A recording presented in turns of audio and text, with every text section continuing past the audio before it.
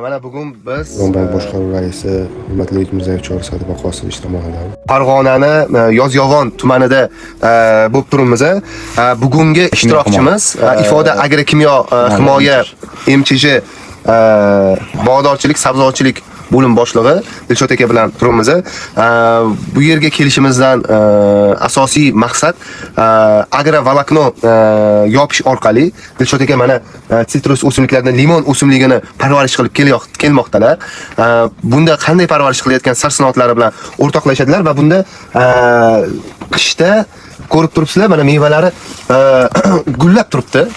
Mana mevalar gullab turibdi. Vaholanki isitish tizimi yo'q, sovuq holda isitiladigan issiqxona bu. Ustida mana bir qavat salafani bor. Undan keyin mana agrovolokno yopilgan. Buni endi hamma necha santimetrligi va qanday yopilish va qachon qanday va buni afzallik taraflari bo'yicha hozir Dilshod akaning o'zlari to'liq tushuntirib o'tadilar. Marhamat, shu gapingizni gapirib. Assalomu alaykum, Rustamjon aka, xush kelibsiz. Bizni Yozyovon tumaniga.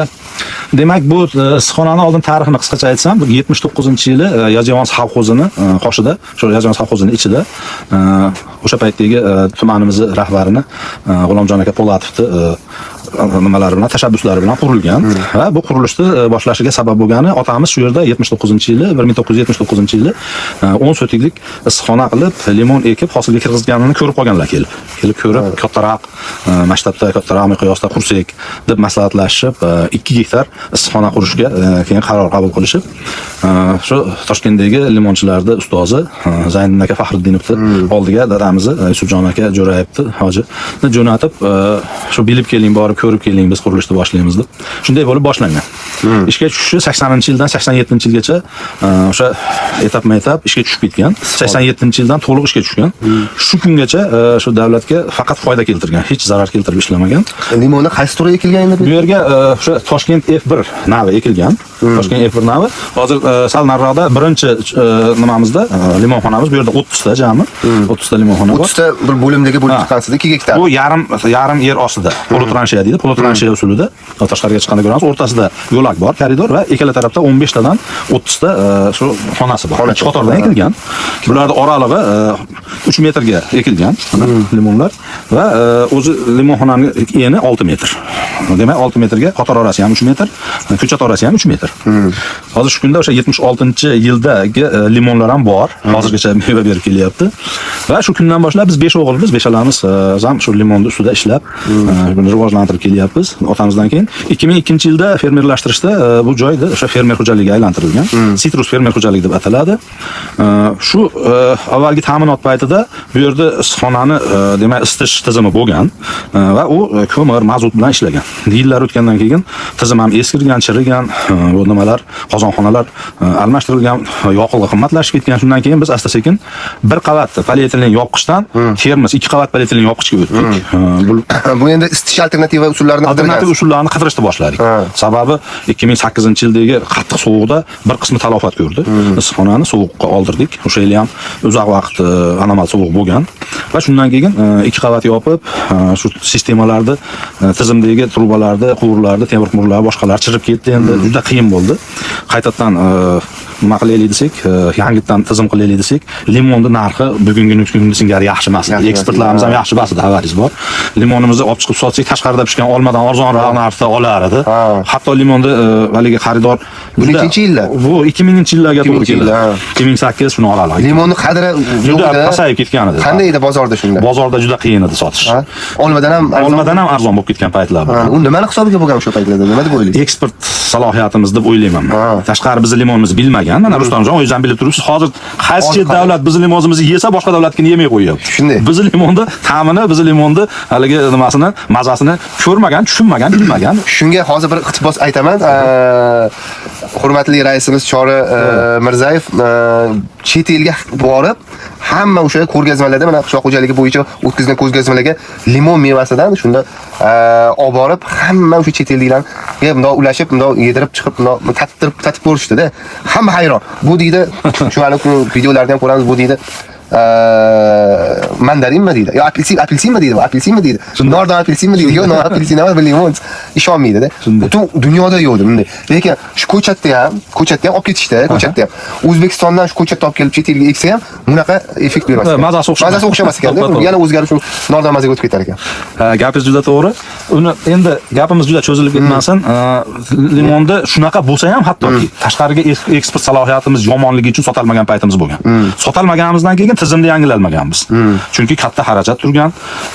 Endi mana yaqindan beri sizlarda limonchilar, Respublika limonchilar uyushmasi, limon yetishtiruvchilar va eksport qiluvchilar assotsiatsiyasi, Turonbank bu agrostarlarda ko'magida dunyo bizni limonimizni ta'mini taniyotganligi uchun keyingi yillarda yildan yilga narxlar ko'tarilib, biz hamma sistemaga, hamma yangilashlarga tayyor bo'lib boryapmiz. Bir qismini yangilaganmiz, ko'rsataman. Nima deydi? Zamonaviyroq qilib qurganmiz. Endi Dilshodjon aka, mana hozir ko'rib turibmiz, limon daraxtlari hozir mana gullayapti, to'g'rimi? Gullayapti. Xudo xolasa bu hosilga kiradi. O'zbekistonda birinchidan bo'lib hosil kiradigan bo'lib turibdi-da. Inshaalloh. Mana ko'chada hozir adashmasam gradus, 2 gradus, -3 gradus tashqarida. Bu ichkarida qancha hozir necha gradus bo'lib? Tashqarida 10 gradus, 19, 10, 11 gradus atrofida o'ynaydi. Buni sababini endi tushuntirib bersangiz mana. Mana endi agrovalaknaga yetib kelyapmiz. 2023-yil o'sha anomal sovuq bo'lish to'g'risida biz ob-havoni oldindan bashorat qiladigan kompaniyalar ertaroq ogohlantirdi. Boshqotib qoldi. Issiq, bunaqa qattiq sovuqda har joyga o'sha arra-to'pon pechkalarni qo'yib issiq, o'zini atrofidan 10 metr, uzog'i 15 metr radiusda ishlayapti-da. Juda ko'p apelka pechka qo'yib chiqishdi, yana iloji yo'q. Apelkani o'zi ham qiyinroq masala, chunki aholi ham gazlashmaganligi uchun uyga apelka yoqadi. Shunda agrovalaknani bir sabzavotchi gulchilik fermer xo'jaligida ishlatayotganini ko'rgan edim. Esladimda. Shu odam bilan savol javob qilgan edim o'shanda. Omonullo aka degan odam. Omonullo aka, bu siz yopayotgan narsa nima dedim. Birinchi marta ko'rishim edi. Avvalan ko'zim tushgan bo'lsa ham e'tibor bermagan edim. Bu dedi agrovalakna degan material dedi. Nima foydasi bor deb savol berdim. Desam agrovalaknani foydasi dedi, yorug'likni juda yaxshi o'tkazadi dedi. Gulga dedi yorug'lik kerak. Keyin dedi yuqoridan konsentrat bo'lib dedi, tomchiydigan parlanganda tepaga tegib qolib tomchiydigan suv dedi gulni yomon qiladi. Termiz qilsa ichi namlanib qolmadi. Keyin u zamburug' kasalliklar keltirib chiqaradi. Mana e'tibor bergan bo'lsangiz, qup-quruq turibdi. Qup-quruq. Top-toza turibdi. Ularni ham aytib o'tamiz. Shunda shuni esladim keyin. Eslab internetga kirib agrovalakni sotadiganlarni izlashni boshladim. Shu nimada Azizbek degan bir yigit bor, Toshkentda agrovalakni savdosi bilan shug'ullanadigan. Shu telefonni topib chiqdim. Azizbek, shu agrovalakni to'g'risida menga yana qo'shimcha ma'lumot bersangizda, men shuni yopmoqchiman issiqxonamga deb aytganimdan keyin Azizbek keyin buni tushuntirdi.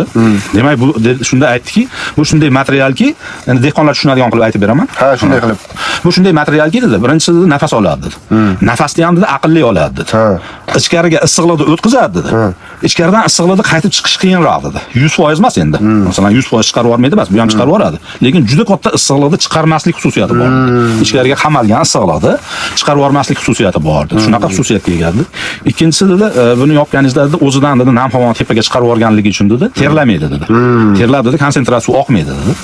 Uchinchisi dedi, bu narsani yopganingizda yorug'likni dedi, juda chiroyli o'tkazib beradi. Keyin to'rtinchisi bizga limon uchun juda muhim narsani aytdi. Ichkari ha deganda issiq sovuq bo'lavermaydi dedi. Deb menga tushuntirib, shu agrovalakni to'g'risida boshlang'ich tushunchalar bergandan keyin men so'radim. Sizdan hech limonchilar olganmi shu narsani dedim. Yo'q aka, olmagan dedi. Xo'p dedim, buni yopsak dedim, qancha issiqlikka erishamiz biz? Tashqaridan kelayotgan sovuqqa qanday foydasi bor desam, nimalarda dedi, Rossiyalarda dedi, gulxonalarga qor yog'ishdan oldin dedi, to'shab qo'yishadi ustidan dedi. Sovuq urib ketmasligi uchun. Bu obodonlashtirishlar ham ishlatadi. Rossiyani e'tiborga olsak, ko'chalarda xuddi shunday obodonlashtirishda ishlatiladi. Dilshod aka, mana bir qiziq narsada, bu aytganingizdek tashqaridan namni o'tkazmaydi. Ichkariga namni tashqariga chiqarib yuboradi. Lekin bitta xususiyati borki, bu ham tashqarisi muzlab yaxlab qolish kerak emas ekan, to'g'rimi? Shunday. Shu havo o'tib turishi kerak ekan. Buni tashqarisidagi suvi nima bo'ladi? Tushib ketadi pastga. Qarang, hozir boshqa joyda ko'rsatamiz uni. Bundan o'tib ketdi. O'zidan tepadagi polietilen yopqichni ikki taraf terladi. Undan bunga tomdi. Shu suv pastga tushib ketmas ekan. O'zida to'plab turaverar ekan. Qachonki mana limonni to'g'risida emas, limon yo'q joydan shunday qo'lingizda teksangiz, bu teshib qo'ygandan shovay tushib ketarganda yana o'zini yamab olaveradi. Qaysi? Qo'lni shunday tegasiz. Ko'rsatamiz hozir boshqa joyda ko'rsatib beramiz. Bu juda qiziq narsa. Ana endi qarang, 23-yil olib kelib yopdik. 2023-yilda olib kelib yopdik. Anomal sovuq. Mana hozir ko'rganingizdek, mana bu yangi o'simtalar, juda yosh, sovuqqa chidamsiz yangi o'simtalar ham, mana bu nimalar ham, nima deydi, g'unchalar, gullar ham sovuq urmadi. Odatda sovuq urib ketar edi bularni. Ular sovuq ketadi. Odatda urib ketardi. Buni sovuq urib ketardi. Biz eski baquvvat, ana pindigini yaxshi himoya qilib olgan shoxlar, barglar bilan qolar edi. Ha, shunday. Yo, o'zi mana bu gullab turganidan o'zi bilsa bo'ladi-da. Shunday. Ha. Shundan keyin yana bitta ish bo'ldi. Biz u sinov o'tkazgan issiqxonamizni isitdik. Isitganimizda biz kutmagan Azizbek agrovolokno sotuvchisi aytmagan bitta holat bo'ldi. Shu yerda o't yoqsak, o'zidan 12-13 metr uzoqlikqa, ya'ni 24 metr radiusga issiqlikni bu tarqatib berdi. Masalan, bu yerga bitta 10 metr nariyoqqa bitta pechka qurishni hojati qolmadi. O'sha o'zidan shuncha uzoqlikqa ham tepaga ko'tarilgan issiq chiqarib yubormaydi-ku. Va o'zini mana shifti bo'ylab issiqlik tarqagandan keyin tepadan kelayotgan sovuqni bu ushlab qoldi. Natijada biz juda katta nimani talafotni oldini olib qoldik. Dilshod aka, bitta savol bersam, kezi kelganda savol berib ketamiz. Bemalol. Qarang, buni unda pasaytirib archa simon qilib yopgansiz, to'g'rimi? Xuddi bir o'sha termos usulida qilib yopgansiz. Tekis qilib yopsa bo'ladimi, bo'lmaydi? Hozir boshqa joyda ko'rsataman, bo'ladi. Bo'ladimi? Yuring bo'lmasa. Buni har xil holatda yopsa bo'ladi.